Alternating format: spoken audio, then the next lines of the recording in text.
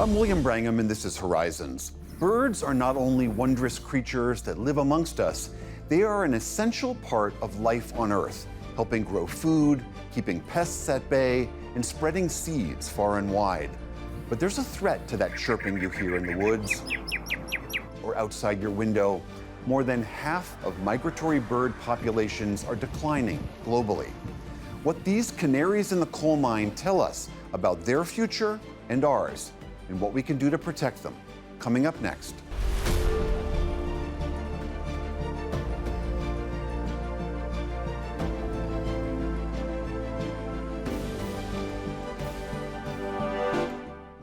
Support for Horizons has been provided by Steve and Marilyn Kerman and the Gordon and Betty Moore Foundation. Additional support is provided by Friends of the NewsHour.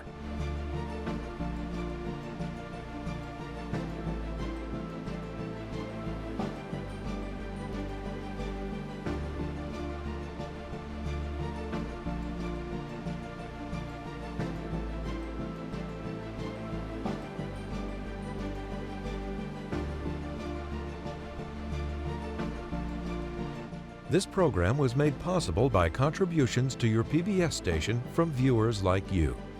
Thank you. From the David M. Rubenstein studio at WETA in Washington, here is William Brangham. Welcome to Horizons. Birds are in serious trouble. A new study out last week in Nature indicates that more than half of all migratory bird species globally are declining. That includes some, like these ruddy turnstones and red knots, who make tremendous journeys across multiple continents over the course of their lives. Others include the orange-bellied parrot, which flies across southern Australia and Tasmania, or the sociable lapwing, which traverses Russia to the Arabian Peninsula, or the Kirtland's warbler, which starts in Canada and the American Midwest and travels all the way down to the Caribbean. All these birds, and many, many more, are threatened. In addition to everything that they do in our ecosystems, from pollinating plants to controlling pests, the plight of birds signals that something on Earth is badly off-kilter. The authors of this study write, quote, "Without intervention, continued declines and extinctions are inevitable." The lead author of that study joins us now. Ornithologist Peter Marra is the Dean of the Earth Commons, which is Georgetown University's Institute for Environment and Sustainability. He also teaches conservation biology there. Marra is also co-author of a landmark 2019 study documenting the loss since 1970 of 3 billion birds in North America. Peter, thank you so much for being here. Really an honor to have you. Before we get into your current study and your past studies, can you just remind us a little bit? You heard me what I mentioned about why we care about birds. Talk a little bit more about that, about why they are so important to us. Sure. So birds provide enormous ecosystem services that sort of maintain the integrity of nature. And we are part of nature. And this is one of the things that most people just keep forgetting about, that humans are actually a critical component of nature, but we're dependent on nature. Our food comes from nature. The buildings we live in come from nature. Everything comes from nature. And so as we destroy nature, as we see populations decline or climate change starts to impact us in negative ways and nature itself, it starts to, undermine the integrity of this ecosystem. Birds are a critical part of that ecosystem. They provide seed dispersal, pollination, enormous numbers of these sorts of things. But beyond that, I like to think of birds as sort of flying pieces of artwork. We've done amazing things to create these remarkable museums to protect the cultural heritage we have as humans. We have museums that are filled with Monets and Rembrandts and Homers and, name your favorite artist. When I go outside and I look at birds and I see a species like an American redstart or a ruddy turnstone or a red knot that was mentioned earlier, I think of those as living paintings. And I often think that, we need to protect these living pieces, these masterpieces, just like we protect masterpieces in museums, which I also support. But these living pieces of art are just like that, and they're free, and you can go out and see them anytime. Do you think that we have a hard time seeing them as so integral because Yes, they are just extraordinarily gorgeous and unique, but they are alien to us. I mean, I saw a heron go by a few weeks ago, and someone I was with said that felt like watching a dinosaur go by. That it was almost a prehistoric. Do you think that somehow their otherness makes it hard for people to see the connection you're talking about? To some degree, that's true. I think the bigger problem is that we've lost our connection to nature.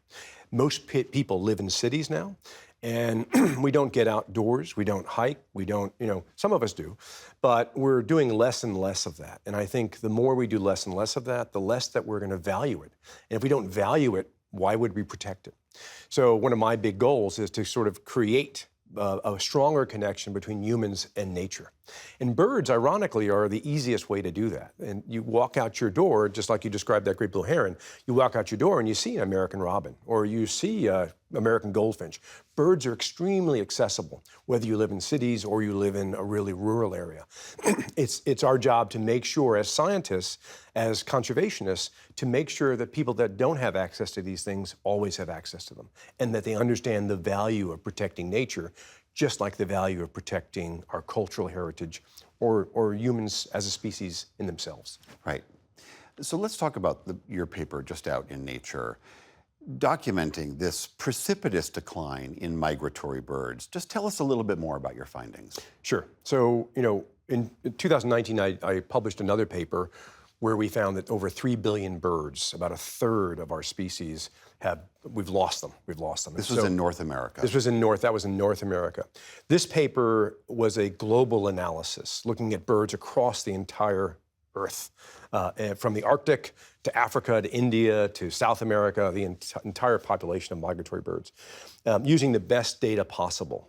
And one of the things I should say is, for many of these species, we just don't have really good data on what's happening with their numbers. Are they declining?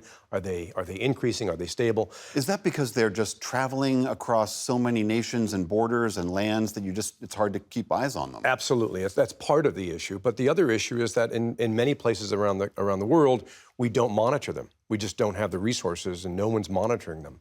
A lot of the monitoring that came from our 2019 paper were from data collected by citizen scientists, birders. So in the United States and Canada, we have more money. People have more opportunities to go out birding, and we've actually done a great job of turning that birding hobby into a data collection process. Is that right? Those folks you see out on the edge of a marshland with their binoculars are citizen scientists in a way? They are absolutely citizen scientists. And the Cornell Lab of Ornithology, 25 years ago, roughly, created a way for people to enter their birding hobby online. And so if they saw 4 goldfinches, they put in 4 goldfinches. Or if they saw 3 American robins, they put in 3 American robins.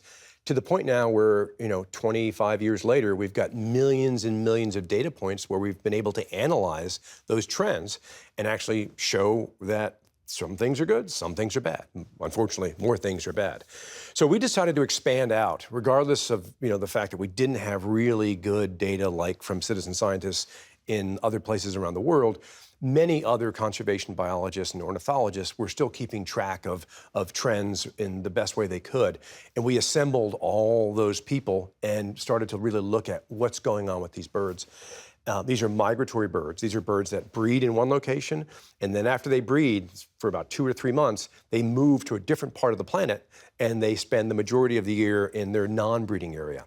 So they're moving all over the place, and this is not just on land. Sometimes it's on the ocean.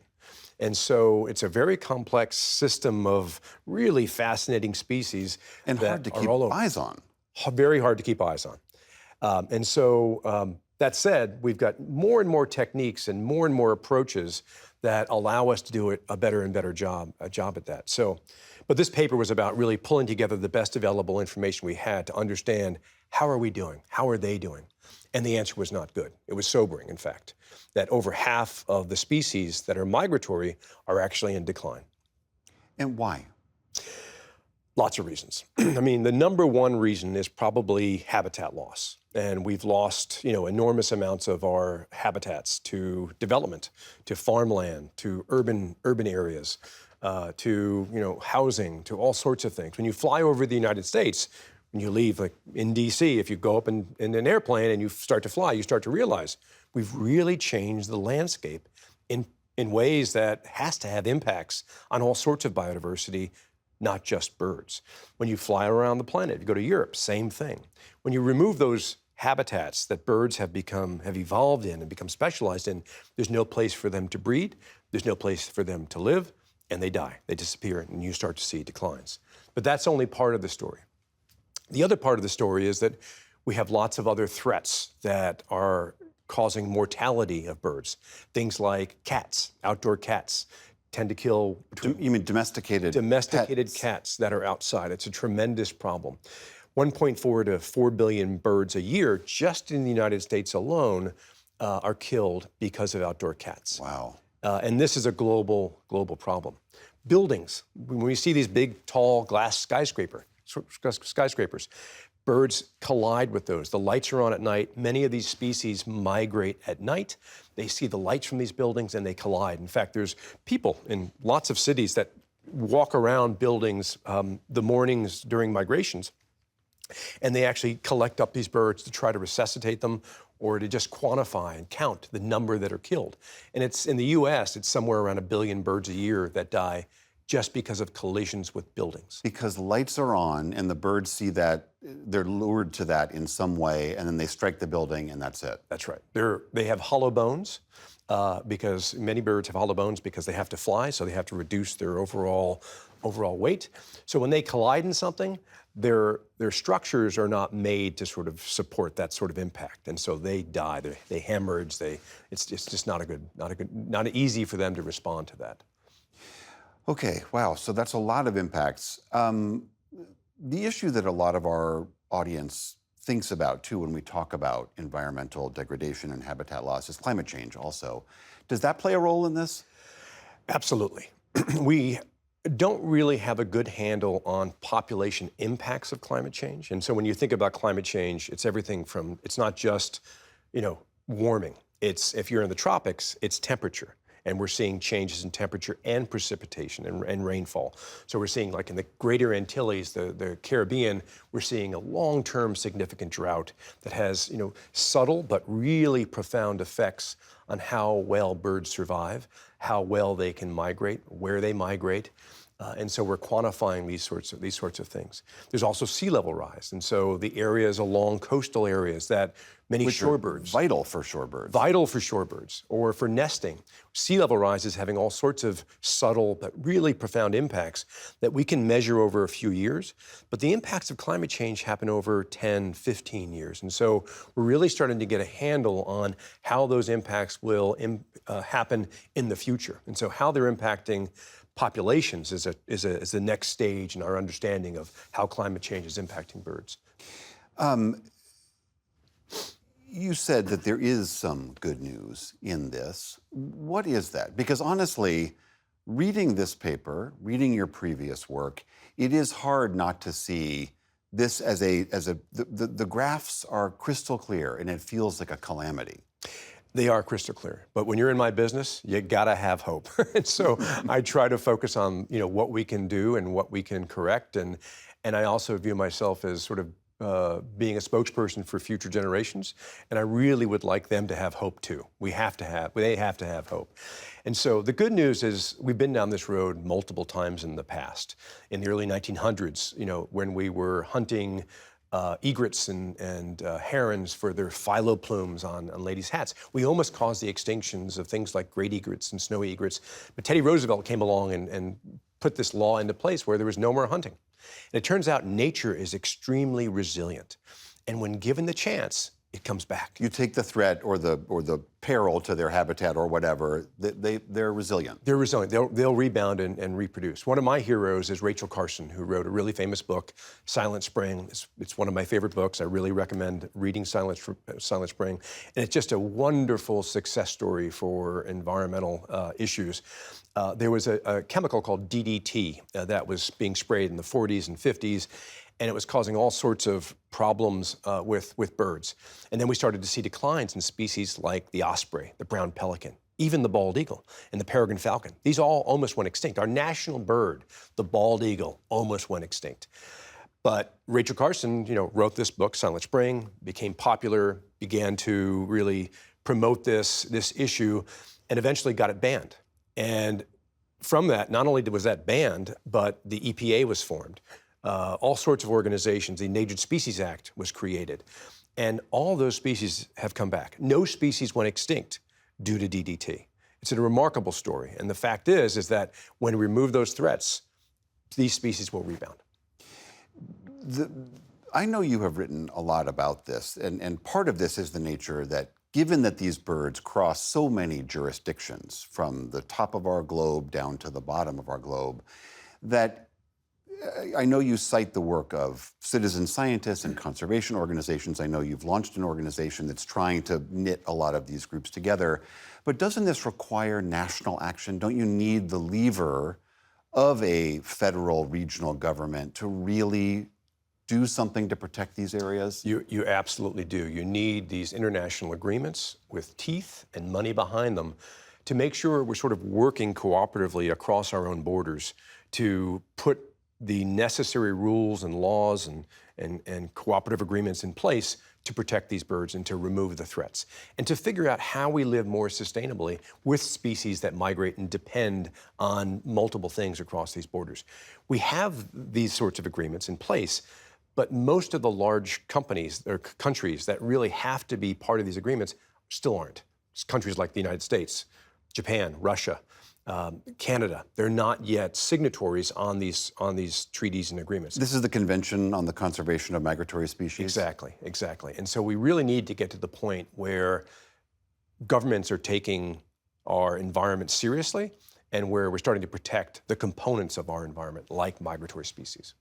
But as you were describing before, the threats to habitat from housing and farming, agriculture, and all of that, those are enormously powerful interests, and I could imagine are part of the reason why governments are loath to put any restrictions on their ability to use the land the way they see fit. Yep, that's true. And I think we can develop interesting public-private partnerships. So we need to produce food, so we need agriculture. But there's ways to produce food in ways that are still consistent with protecting birds. If you put up buffer strips next to farmland, or you don't use pesticides like neonicotinoids, which are known to have really harmful effects. And so we know enough to start to influence certain practices that we need as humans to persist, but also to allow birds and other parts of nature to persist at the same time. We just need to make sure that governments put these in place in ways that allow us to have impacts at scales that matter. Let's talk a little bit more about some of the things that people can do. You mentioned a few of the threats. Keeping cats indoors. I can already hear the viewer mail we are going to get from people who are cat lovers, who think it's natural for their cats to be outside, and this is all part of the cycle of life that cats catch birds. Do you really think that that would be a meaningful difference if people would just keep their cats inside? Absolutely. Outdoor cats, everyone thinks their outdoor cat's not having an impact, but people have done lots of experiments on cats where they put cameras on around their neck and they show that cat's actually killing 3 or 4, not just birds, but mice and butterflies and all sorts of things. It's in that cat's nature. It does it not because it's hungry, but because it's what it does. That's what it does. And it's not the cat's fault, but cats are non-native all over the world. They are a domesticated species. A predator that we have put in this environment. A predator that we have put in this environment, and we've known the impacts for over 150 years. I've done the research on this, and we've been writing about this over and over again. Cats have caused the extinction of 63 species, 40 species of birds, 20 species of mammals, and 3 species of reptiles that we know about. There's probably others as well. So the impacts of cats it's well understood.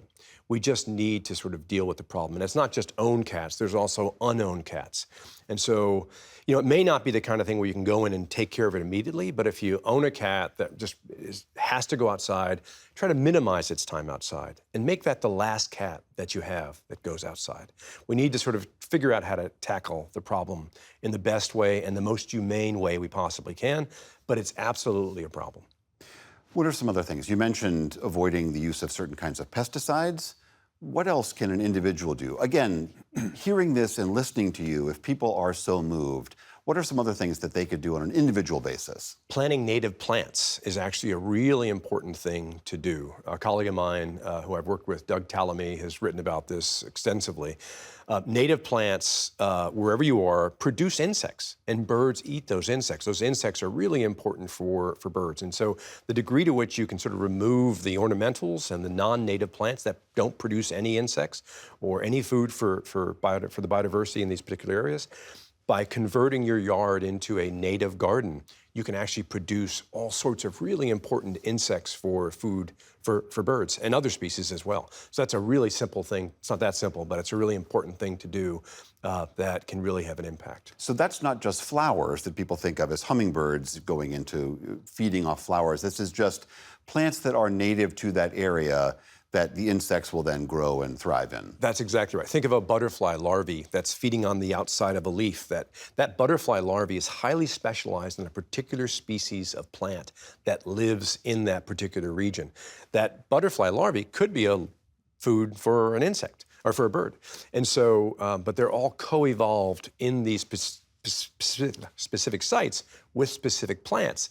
And as we remove these plants, we get rid of those species and there's nothing left for birds. Some trees have 50, 60, 70 different types of insects that are only on that type of tree, like a cherry tree. So the more native plants we can put back, the more native insects we put back. It's sort of rebuilding that complex ecosystem that we've destroyed, but we can rebuild it. One other thing I know you've tackled is that you wish people didn't just have acres of lawns. Again, like cats, that seems to be the quality and pristine nature of a carpet of green grass is like a quasi-American religion. Pushing back on that seems also very tough. Absolutely, yeah, it is very tough, but I feel like it's changing. I feel like the tide is changing. I'm seeing less and less of that. I'm seeing more and more native yards and native plantings, people really reducing their lawns. So I feel like the tide has turned, and I think it'll continue changing. I'm pretty optimistic about that. We have 1 minute left. What's the last word you would like to leave with people as far as thinking about these creatures amongst us? I think, just getting outside and enjoying birds and enjoying nature, every time I see a species of bird, it doesn't matter if I haven't seen it before, it just brings so much joy to my life. It makes me happy. It makes me want to go there again. It's like the first time I've seen that bird, even though I've seen it millions of times before that. And so being outside, enjoying wildlife, enjoying nature, enjoying birds is the best way to value nature. And so whether or not you become an ornithologist or a conservation biologist doesn't really matter, but just getting outside and starting to birdwatch and starting to look at nature will help us turn the tide on this really challenging issue.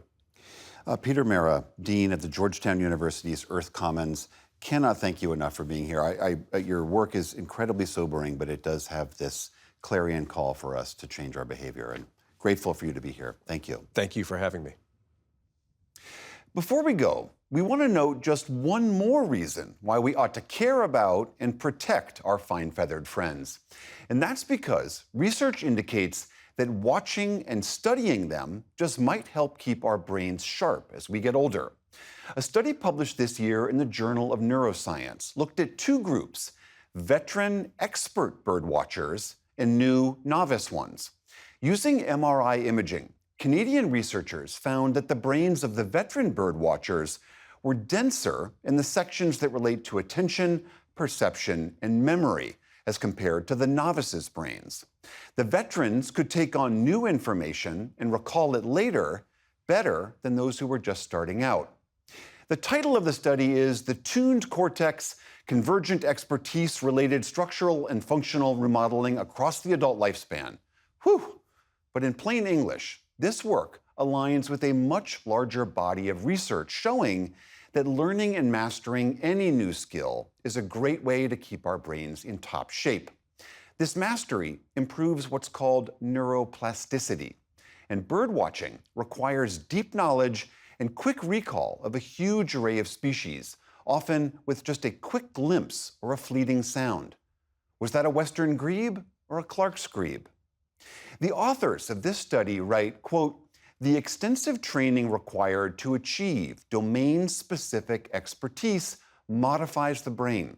Results also suggest that knowledge acquisition might mitigate age-related decline. In other words, being able to tell a Lincoln sparrow from a song sparrow might just keep you a little bit sharper. And that's it for this episode of Horizons. You can watch us on YouTube or listen wherever you get your podcasts. If you like this program, please consider rating it or subscribing. It helps put this program in front of new audiences. Thank you so much for watching. We'll see you next week. Support for Horizons has been provided by Steve and Marilyn Kerman and the Gordon and Betty Moore Foundation.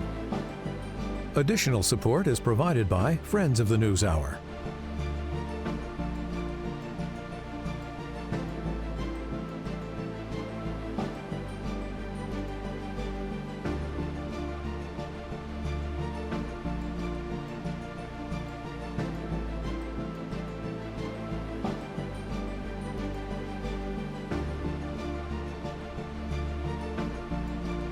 This program was made possible by contributions to your PBS station from viewers like you.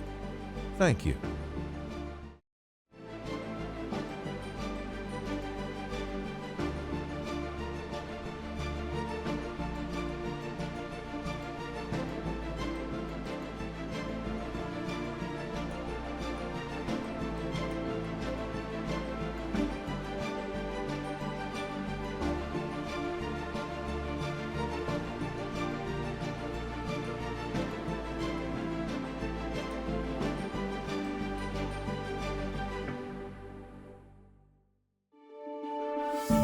You're watching PBS.